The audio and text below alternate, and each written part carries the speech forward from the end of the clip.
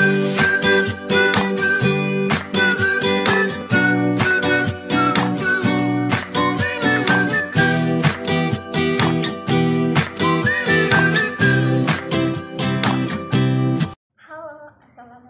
warahmatullahi wabarakatuh. Perkenalkan, nama saya Aruna Solehah. Saya dari Universitas Mula Warman. Saya akan membahas sedikit konsep tentang sejarah sastra periode 1900 sampai 1933. Nah, teman-teman, kemarin kan kita sudah membahas tentang pengertian sejarah sastra.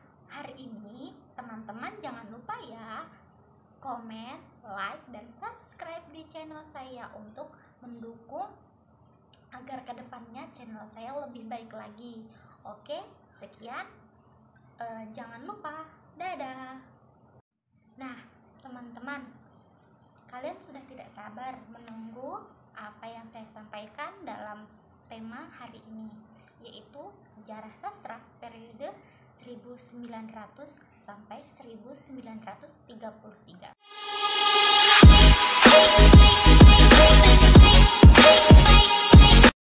Yang pertama yaitu bacaan liar dan Komise for the Volksfaktur Balai Pustaka. Istilah bacaan liar sendiri pertama diucapkan oleh Reins pada tahun 1914, dan untuk tulisan-tulisan kaum pergerakan baik novel berupa roman, puisi, artikel maupun buku pada umumnya. Pada waktu itu, pemerintah merasa khawatir terhadap bacaan. Pemaparan Razif menjelaskan kalau pemerintah kolonial baik yang dihasilkan rakyat, pribumi atau Tionghoa peranakan, surat kabar maupun mingguan isinya seringkali diprovokatif, menyerang pemerintah, maka bacaan-bacaan tersebut dianggap telah melanggar kekuasaan kolonial dan mengganggu ketertiban. Lebih jauh, pernyataan Reins ini merupakan hasil perbedaan dengan Mas Marco Kartodikromo pada tahun 1914 tentang hasil-hasil kerja Minre Welfare Commission yang dianggap Mas Marco politik etis. Yang kedua yaitu sajak-sajak sejarah sastra. Muhammad Yamin dilahirkan di Suwahalunto, Sumatera Barat pada tanggal 23 Agustus 1903. Ia meninggal pada tanggal 17 Oktober 1962 di Jakarta. Di zaman penjajahan, Muhammad Yamin termasuk segelintir orang yang beruntung karena dapat menikmati pendidikan menengah tinggi. Lewat pendidikan itulah Yamin sempat merayap kesusastraan asing, khususnya kesusastraan Belanda.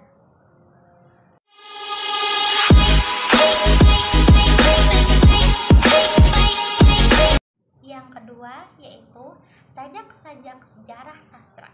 Muhammad Yamin dilahirkan di Suwahalunto, Sumatera Barat pada tanggal 23 Agustus 1903.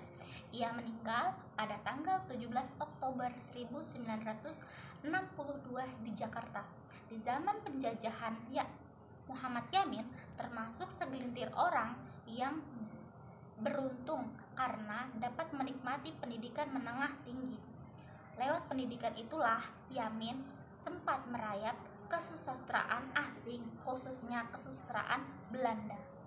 Dengan demikian, dapat dikatakan bahwa tradisi sastra Belanda diserap Yamin sebagai seseorang intelektual, sehingga ia tidak merayap mentah-mentah apa yang dianggapnya itu. Dia menulis puisi dan lakon berlatar belakang sejarah serta menerjemahkan jumlah karya asing. 2 buku puisinya masing-masing terdiri dari 1 judul, Tanah Air, pada tanggal 9 Desember 1922 berupa manuskrip di Pusat Dokumentasi H.B. Jasin, dan Indonesia Tumpah Darahku pada tanggal tanggal 26 Oktober 1928. Nah, yang ketiga yaitu Balai Pustaka dan roman-romannya. Pada masa ini, roman Azab dan Sengsara Buan Tangan Merari Si Rengar merupakan kritik tidak langsung kepada sebagai adat dan kebiasaan guru kuno yang tidak lagi sesuai dengan zaman modern. Roman tersebut merupakan roman pertama tentang kawin paksa dan buah tangan. M. Kasim yaitu Muda Teruna pada tahun 1922 yang berupa hikayat. Kemudian kurang lebih 20 tahun lamanya menjadi tema yang paling digemari dan banyak dikemukakan dalam roman-roman Indonesia. Ada juga roman seperti Siti Nurbaya pada tahun 1922 dan Lahami pada tahun 1952 karya Marah Rusli telah berhasil mengeluarkan kritik terhadap berbagai keburukan atau kuno yang berkenan dengan perkawinan. Ketika ia meninggal, tidak ada sebuah naskah roman yang belum diterbitkan berjudul Memang Jodoh.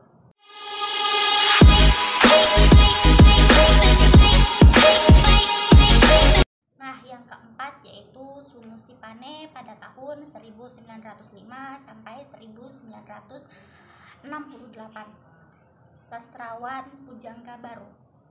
Sanusi Pane ini sastrawan Indonesia angkatan Pujangga Baru, pria kelahiran Muara, Sipongi, Sumatera Utara pada tanggal 14 November 1905. Ini juga berprofesi sebagai guru dan redaktur majalah dan surat kabar. Ia juga aktif dalam dunia pergerakan politik, seorang nasionalis yang ikut menggagas berdirinya Jong Batak Bon. Karya-karyanya juga diterbitkan pada tahun 1920 sampai 1940-an. Nah, dia meninggal di Jakarta pada tanggal 2 Januari 1968. Nah, bakatnya itu juga mengalir dari seorang ayahnya yaitu Sultan Panguruban Pane, seorang guru dan seniman Batak Mandailing di Muara Sipongi, Mandailing Natal.